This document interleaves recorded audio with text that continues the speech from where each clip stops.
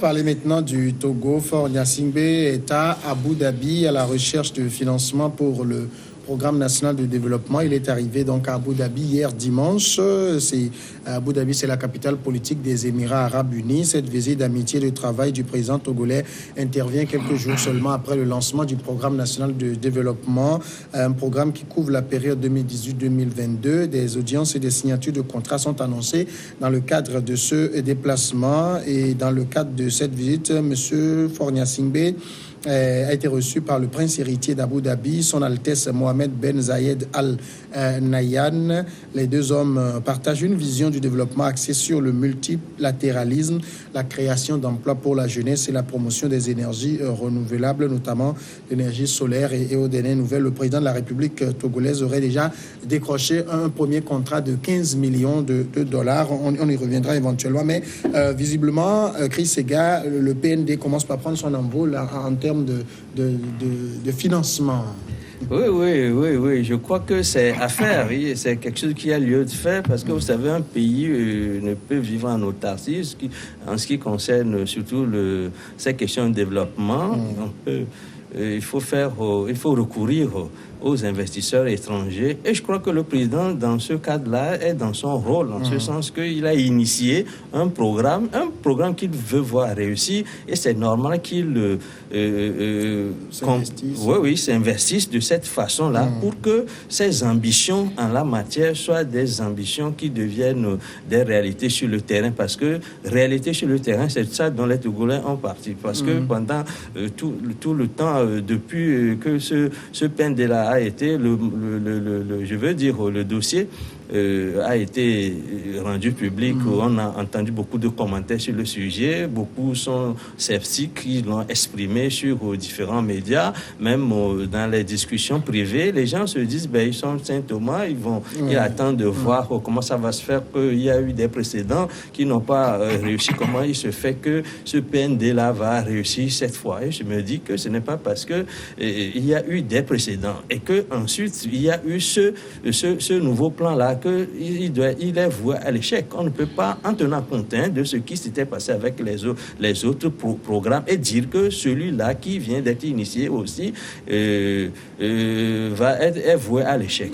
Mais peut-être que pour l'animation de ce programme-là, on va peut-être parler de l'environnement général qui prévaut au Togo en ce moment, environnement sécuritaire, environnement des affaires, environnement au niveau de la justice. C'est peut-être ces éléments-là qu'il faut analyser et voir comment les disséquer pour que cela puisse servir à ceux qui vont appliquer ce programme-là. Mais être sceptique tout de gauche, je crois que ce n'est pas suffisant. Et moi, j'aimerais, pour faire une extension, sinon une extrapolation, dire que moi, j'aurais bien aimé entendre les autres chefs de partis politiques sur le sujet. Absolument. Parce que qui ne dit mot contraire. Voilà, parce qu'on s'est dit que c'est seulement par rapport à leur réaction. Par rapport à leur réaction sur ces sujets-là, que nous apprécions leur maîtrise des dossiers économiques, etc. Parce que lorsqu'on parle de l'alternance, il faut bien que cette alternance-là ait un contenu. Nous sommes des gens critiques, des gens qui observent, mais nous ne pouvons pas aujourd'hui donner aux gens des chèques en blanc qui leur permettent d'aligner plusieurs zéros, mais on veut que les gens se prononcent sur des sujets d'intérêt général, des sujets aussi cruciaux que celui-là qui porte le développement, pour que nous puissions les juger. Et il ne faut pas seulement que le jugement porte sur les questions de l'alternance, les questions politiques. Donc, j'espère qu'on a beaucoup sur le sujet. On espère que dans les jours qui suivent, ils vont se prononcer pour qu'on puisse comparer. Alors, je le disais donc qu'au cours de sa visite à Abu Dhabi, le président de la République a rencontré le prince héritier, son Altesse Mohamed Ben Zayed. Et à l'issue de la rencontre, un mémorandum d'entente a été signé avec un financement de 15 millions de dollars américains accordé par le Khalifa Fund pour le financement et l'accompagnement des PME-PMI du Togo. Ça commence bien, Jean-Luc. Ça commence bien. Je ne crois pas. Vous savez, il ne suffit pas tout simplement d'aller décrocher ces financements-là et de revenir. Ces financements sont décrochés avec quel taux? De toutes les façons, c'est des financements que les Togolais auront à payer tôt ou tard. avec des taux peut-être. Alors la question moi, que je me pose, est-ce qu'aujourd'hui, on a besoin aujourd'hui de se précipiter dans cette histoire de PND? Parce que déjà, on a fait le SCAP 1, on a fait le SCAP 2, on a fait le DRSP 1, 2, on a fait le PUDC, mais en réalité, sur le plan ou bien dans le panier de la ménagère, on ne voit aucune évolution. Et c'est normal aujourd'hui que les gens doutent de ce PND-là. C'est tout à fait normal. Maintenant, aujourd'hui, on nous présente le PND. Est-ce que les Togolais vont encore trouver quelque chose dedans? Est-ce que ce ne sera pas juste pour une minorité? Est-ce que les Togolais, peut-être, ça va apporter quelque chose aux Togolais? On nous parle de 500 000 emplois. En 15 ans, on n'a pas peut-être fait 1000 emplois. Et on veut nous parler de 5... Non, soyons réalistes, soyons sincères. On veut nous parler de 500 000 emplois. Vous savez, moi, j'ai comme l'impression que M. Faure Gnassingbé, je ne lui en veux pas, hein, c'est tout à fait normal. Moi, j'ai comme l'impression qu'il est en pré-campagne. M. Faure Gnassingbé veut peut-être chercher à démontrer qu'il est en train de faire quelque chose pour le peuple togolais, qu'il est en train de créer, enfin, de chercher les conditions pour que le Togolais, la souffrance du Togolais soit allégée. C'est ce qu'on veut nous faire croire. Moi, il ne suffit pas d'aller chercher un financement. D'ailleurs, on va chercher ce financement. Vous savez, les investisseurs, avant d'investir dans un pays, il y a plusieurs paramètres qui suivent. Vous savez, aujourd'hui, la question des braquages est devenue légion dans notre pays. Pensez qu'un investisseur sérieux va venir investir dans ce pays où il y a l'insécurité politique. Bon, je ne sais pas comment, je ne sais pas par quelle magie M. Faure Gnassingbé est arrivé à avoir les 15 millions là, mais nous savons que il y a au sein de cette minorité, il y en a qui ont peut-être des actions dans les banques, dans ces fondations-là, un peu partout, au niveau de ces pays-là. Et donc, posez-vous la question aussi de savoir pourquoi M. Faure Gnassingbé est allé là-bas et non dans d'autres pays européens. Et donc, aujourd'hui, moi, franchement, je prends cette histoire de PND avec des pincettes. Non, tout le monde voit. Je vais commencer rapidement. Je vais commencer peut-être vers la fin pour dire que l'Occident a reculé. En matière de financement des projets en Afrique, l'Occident a reculé depuis un certain temps. C'est la Chine qui a pris le devant et après c'est Abu Dhabi qui vient. Hein. Et donc il faut savoir développer aussi la coopération sud-sud. Mais il faut aller voir les taux qu'ils nous proposent. Oui, mais on ne peut pas avoir peur des taux. Hein. Quelqu'un qui veut le développement ne peut pas avoir peur de taux. Parce que si nous avions d'autres solutions, nous n'irons pas sur ce terrain. Je préfère cette taux élevée. On a déjà pris moi, je préfère. Oui, mais il faut toujours en prendre. Qu'on n'a pas encore payé. Il faut toujours en prendre. Il faut toujours. C'est grave. Et quand on... Non, mais c'est pas grave. Avec quoi on va faire le développement? Avec quoi on va faire le développement? Quand ce que le FMI nous faisait, ce n'est pas gratuit. Ce que la Banque mondiale faisait. Il faut une bonne gouvernance. Oui, mais c'est un autre débat. C'est un autre débat. On est parfaitement d'accord avec toi, Jean-Luc. Il faut vraiment une bonne gestion de la chose et appeler les autorités à veiller à cela. Et je pense que ça va dans ce sens. Le doyen parlait tout de suite du climat qui sévissait par le passé où on passait tout le temps à faire la politique, on ne passait pas au développement. Maintenant, là, je pense qu'il est temps qu'on passe aussi au développement et mettre les conditions pour que tout cela soit bien encadré, tous les fonds là soient plus encadrés qu'avant. Avant, il n'y avait pas, par exemple, la Plusia. Eh bien, quand on amène ces réformes-là, mais pousser, par exemple, la Plusia a fait son rôle, a fait son travail, à poursuivre jusqu'à dans le dernier retranchement. On l'attend. Oui, mais vraiment, on l'attend. On l'attend. Je suis parfaitement d'accord avec toi qu'on l'attend. Mais ça vient de naître. Ça vient de naître, il faut les pousser à travailler. Et je pense que c'est ça qui va nous aider à saigner. Et puis, mener des réformes pour en arriver là, ce n'était pas facile. Si nous prenons par exemple le civisme fiscal dont parlait le chef de l'État tout récemment, mais il a fallu un temps pour pouvoir en arriver là. Au niveau de l'OTR, actuellement, ce n'est plus comme avant.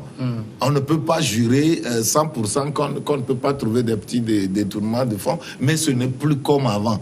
Et je pense que si toutes ces mesures sont renforcées, on peut trouver quelque chose de potable pour les générations à venir. Et donc, je pense qu'on ne peut pas avoir peur du taux de remboursement ou de quoi que ce soit. Je pense qu'il faut être serein. Il faut quand même trouver les moyens. Ce que le PND propose, c'est pas de la mer à boire. C'est quelque chose de concret. C'est quelque chose qu'on peut faire. Oui, mais ça peut se faire. Même si on n'a pas... Quand il faut penser gros. Quand on est là, il faut comment le dire? Il faut se projeter devant. Il faut avoir de grandes ambitions pour pouvoir les atteindre. Et comment se fait-il qu'en 15 ans, on ne l'a pas fait? Oui, on a dit que le climat d'avant, le climat d'hier n'est pas obligatoirement. Au lendemain de 2020, on veut créer 500 000 emplois. Vous comprenez quand même, parce que vous avez évoqué tout à l'heure le scepticisme de beaucoup de personnes, vous comprenez quand le président de la République a dit dans son discours de lancement du PND que ça ne doit pas être un plan de plus, le scepticisme des gens, parce qu'on a eu des plans qui n'ont été que des plans. Oui, ben c'est qu'il faut dire qu'on peut, de toute façon, on peut rien faire avec le scepticisme, parce que le scepticisme plombe les élans. On ne peut pas se dire que parce qu'on n'a pas cru en ce qui était fait avant et que maintenant on a initié un nouveau programme et que sur la base de ce qui n'a pas marché avant, dire qu'il ne faut pas entreprendre. Moi, je me disais que les éléments sur lesquels les débats doivent se porter, c'est peut-être l'environnement de l'application de ce projet-là. Parce que c'est tout ça qui nourrit le scepticisme aussi. Oui, c'est justement. Parce que le climat d'application n'a pas changé. Oui, justement, nous avons maintenant, on ne peut pas attendre que le climat-là soit complètement changé pour pour penser au développement. Les deux peuvent aller de pair. Et le PND nous fournit maintenant une autre occasion pour juger encore ce gouvernement. C'est à l'action. C'est seulement, par exemple, lorsque à chaque fois dit que 500 000 emplois. Moi, ce que j'ai toujours demandé à nos leaders de l'opposition, autant de l'opposition que du pouvoir, c'est que les gens nous parlent avec des chiffres. Parce que ce sont les chiffres qui nous permettent de vous juger. Mais lorsque vous laissez les éléments comme ça dans la nature, comme un bateau ivre, on ne sait pas quelle est la destination. La destination aujourd'hui pour l'an 2022, c'est peut-être un paradis, c'est 500 000 emplois à la clé. Maintenant, Al-Shabaab l'a dit. Le Premier ministre Humbo parle d'ailleurs de 550 000. Au fond de son journal, il a de la humbométrie. Et vous voyez que c'est sur la base de ça. Fixé des ambitions qu'il n'a pas atteint. Comment il peut dire aujourd'hui 750 000 emplois en 2020? Il avait dit qu'il l'a pas atteint. Il allait changer la situation. Il n'a pas atteint. Oui, c'est que vous ne pouvez pas. Avec Hugo, c'était l'échec. S'il vous plaît, vous ne pouvez pas empêcher les gens de rêver. Parce que le rêve, c'est ce que nous les Béninois disent qu'il est permis de rêver. Oui, il est permis de rêver. Mais nous ne pouvons pas juger les gens sur la base de leurs rêves. C'est seulement la réalité, c'est quand ils sont en face de la réalité et de ce qu'ils ont fait à l'échéance, de ce qu'ils ont à l'échéance que nous pouvons les juger. Il vaudrait mieux qu'ils énoncent quelque chose sur lequel nous pouvons les juger que de ne rien dire du tout. Par exemple, la dernière fois. Je me rappelle, c'était dans la Bible, on dit mettez-moi de la sorte à l'épreuve. C'est peut-être ce que dit le chef de l'État. Mettez-moi encore à l'épreuve avec le PND et vous verrez ce que je ferai avec le PND. Non, soyons sérieux. C'est tout comme vous remettez à quelqu'un qui dit, qui vient vous voir pour dire je veux faire des affaires et vous êtes peut-être le papa ou vous êtes, je ne sais pas, vous avez de l'argent, vous lui remettez 1000 francs, il va. Il ne rapporte rien, il dit il a pitié 1000 francs là, il revient, il dit non, remettez-moi encore un autre 1000 francs, vous allez voir ce que je veux faire. Vous lui remettez encore et il va, c'est la même chose. Vous pensez que la troisième ou la quatrième fois, vous serez content de lui remettre ça? Ce n'est pas tout à fait ça. Si. Ton image ne cadre pas avec la réalité. Si. Non, mais j'en viens.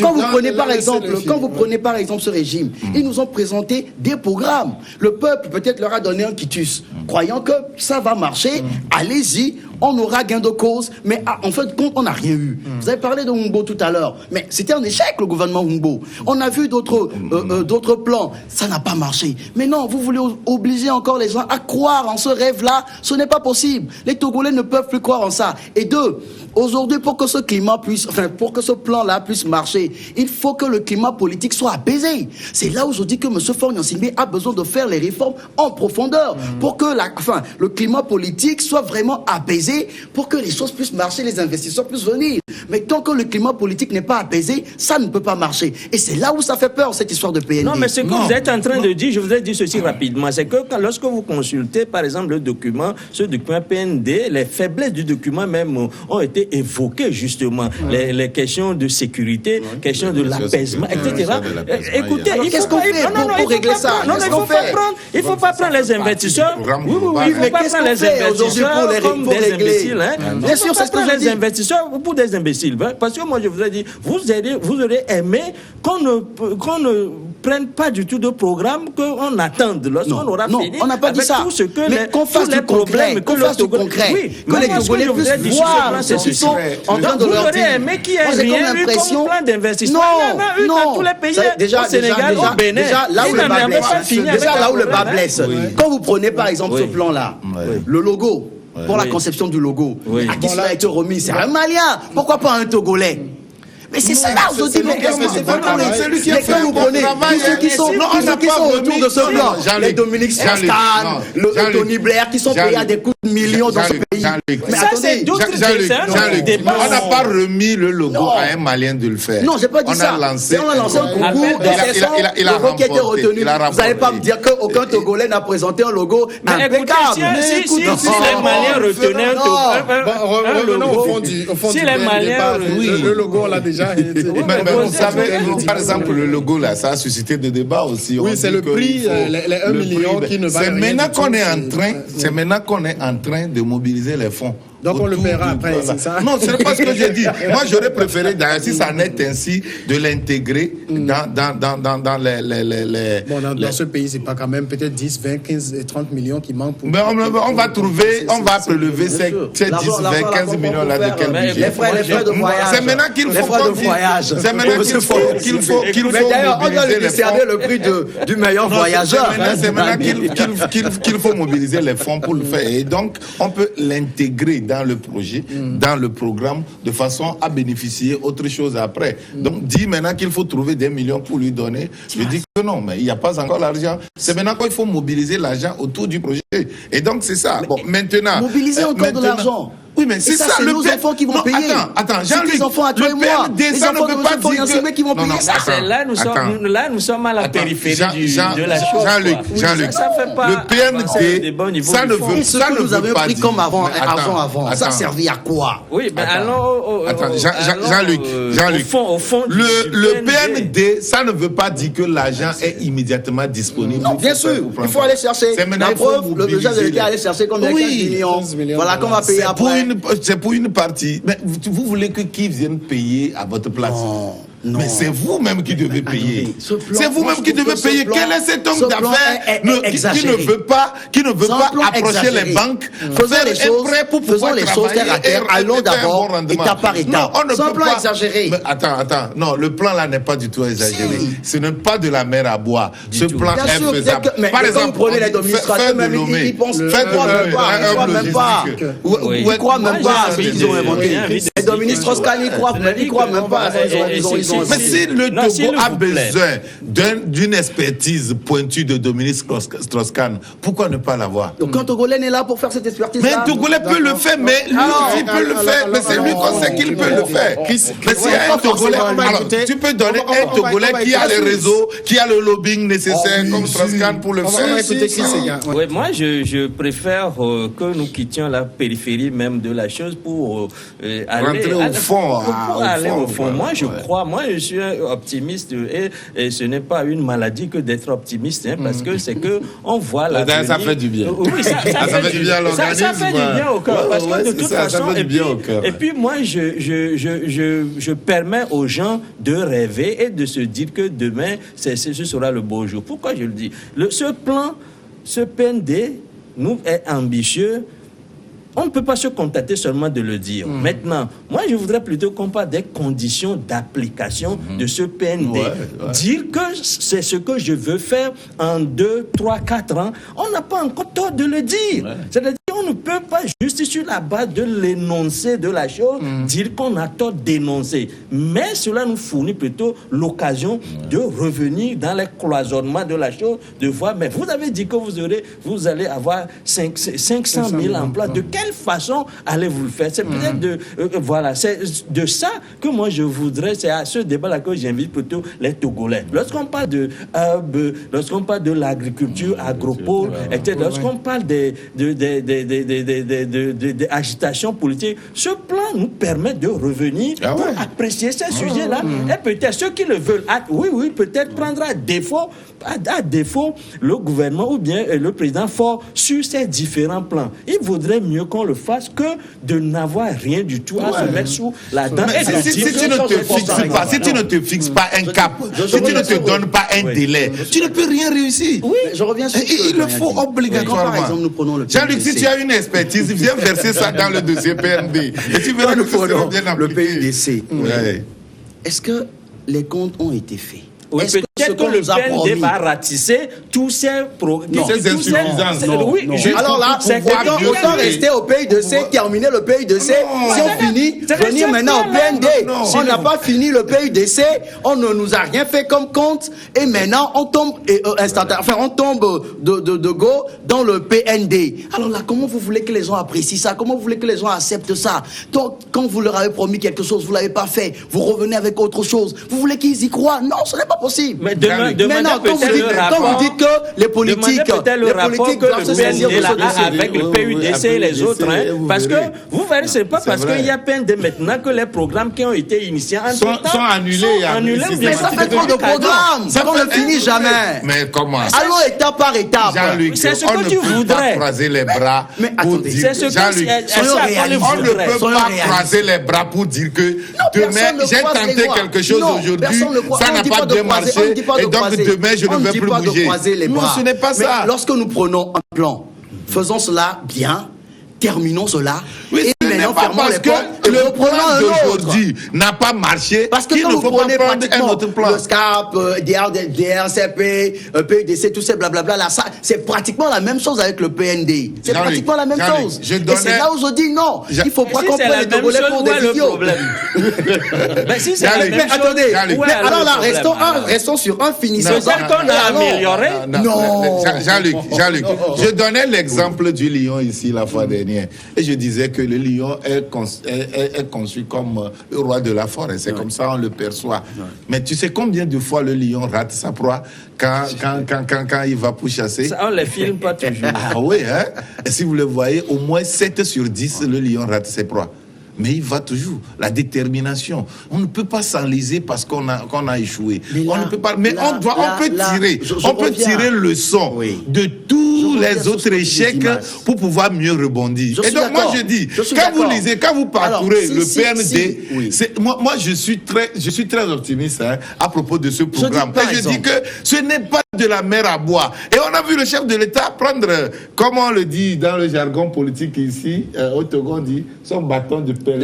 Voilà, pour aller trouver des financements. Je pense que si on a une expertise, en tout cas, le chef de l'État, lui, si le PND, bien sûr, il doit y croire parce que non, il doit y croire parce que moi je crois en ce programme. Tu sais pourquoi? Il est en pré-campagne, donc il doit y croire. Non, Jean-Luc, moi je crois en ce programme. Et tu sais pourquoi? Moi j'y crois pas, franchement. Tu sais pourquoi moi j'y crois? Et là vous me donnerez raison demain. On va revenir sur cette table, vous me donnerez raison. Oui, mais vous savez, tu sais pourquoi moi je crois à ce programme? Parce que la réussite de ce programme ne va pas sortir Faure Gnassingbé de la misère, mais va me sortir moi de la misère. Moi, jusque-là, je ne dis pas le contraire. C'est pour dire que quoi?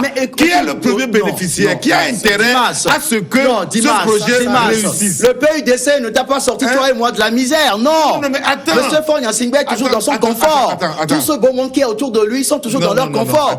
Au jour d'aujourd'hui, est-ce que ces plans-là nous ont sorti de la misère? Non, Dimas. N'a rien fait aussi. En tout cas, moi, personnellement, je ne vois rien. Je voudrais quand même placer dire ceci. C'est déjà la fin. Oui, et surtout ceci à l'endroit de Jean-Luc. Il dit qu'il y a eu des programmes qui n'ont pas marché.